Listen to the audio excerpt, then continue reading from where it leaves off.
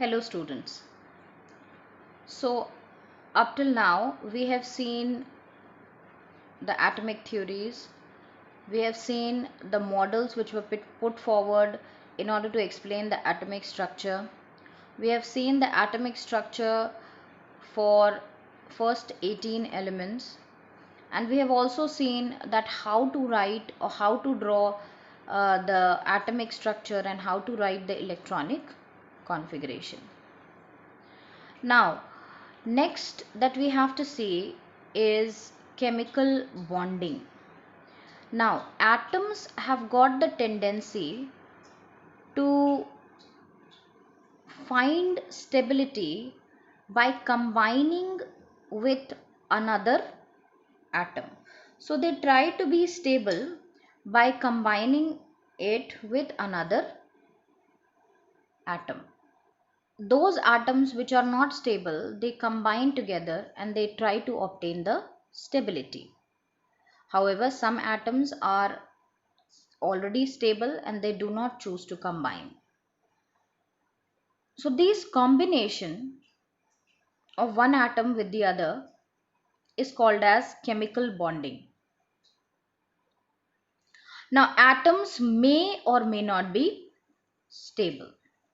For example, sodium Na is unstable, whereas helium He is stable. Now, which brings you to the question that what is the criteria of stability?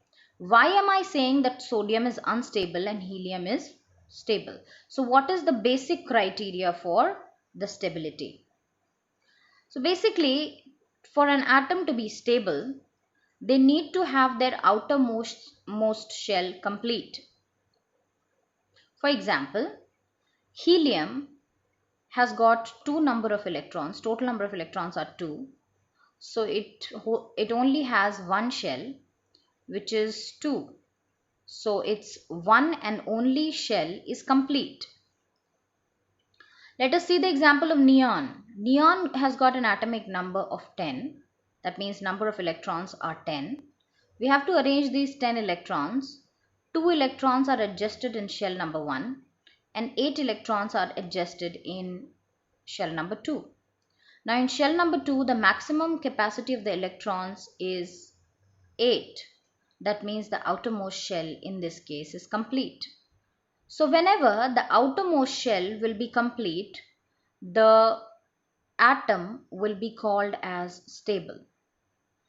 This type of configuration is called as noble gas configuration. Now let us see an unstable atom and how does this unstable atom tries to attain stability. Now, noble gases like helium, neon, argon, krypton, they are by default, by themselves, they are stable because they have got their outermost shell complete. But there are atoms which also want to gain stability, which are not generically stable, but they want to gain stability. So what they do in order to gain stability? Now look, when an atom achieves noble gas configuration, it attains stability. Let us take the example for sodium.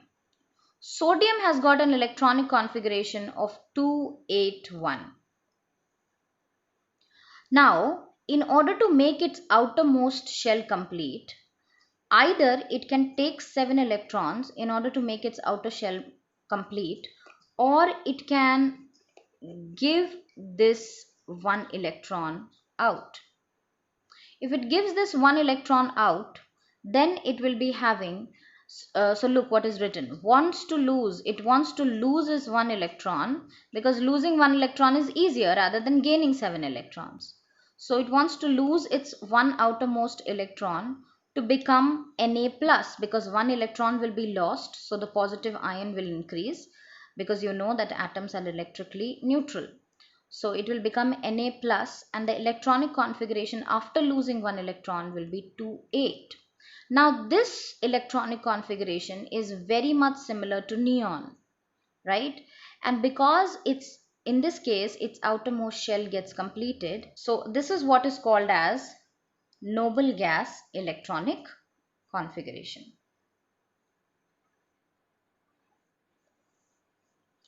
Now let us see how many types of chemical bondings are there, or how many types of chemical bonds are there. Now there are two major types of bonds. One is called as ionic or electronic bond, electrovalent bond, or second one is called as covalent bond. Let us see the first one, which is ionic or covalent bond. Now in ionic or electrovalent bond. Now in ionic or electrovalent bond, complete transfer of electron from one atom to another takes place. The atom that transfers electron gets positive charge, and the atom that gains electron gets negative charge.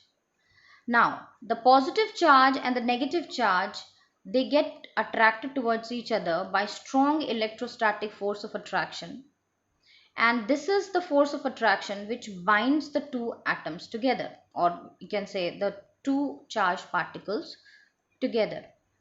And that is why, because this bond is formed by the formation of ions, this bond is called as ionic bond. So basically we can define the ionic bond as the attraction that binds oppositely charged ions together is termed as electrovalent bond or ionic bond. Let us take for example for sodium atom and chloride atom and chloride. So sodium has got an electronic configuration of 2, 8 and 1, whereas chlorine has got an electronic configuration of 2, 8, 7. Both atoms want to gain stability, and I told you that they gain stability by either losing electron or gaining electron.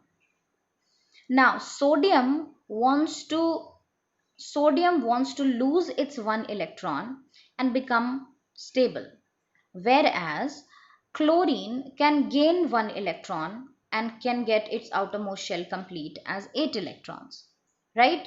Now in this case what happens, that there is a mutual understanding. Sodium says that I am one electron extra and chlorine says that I am one electron deficient. So what we can do is, I will donate my one electron into your shell so that your deficiency is complete and I also become stable. So in the quest of doing this, what happens? Sodium loses one electron and becomes sodium plus, okay? And chlorine gains one electron and it becomes what? It becomes chloride ion, that is Cl minus ion. Okay, both of the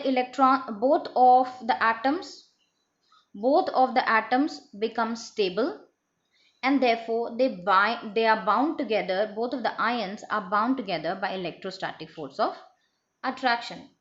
So sodium atom transfers one outermost shell electron and becomes positive sodium ion, and chlorine atom gains that electron to complete its outermost shell, to get its octet complete and become chloride negative ion. They both together are bound together by electrostatic force of attraction between over here. Okay, so it is electrostatic force of attraction.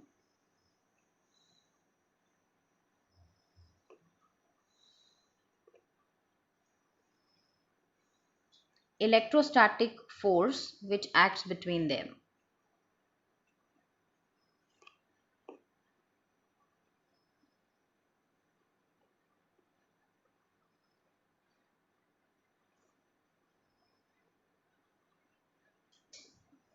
Which binds the two atoms, or which binds the two charged particles together.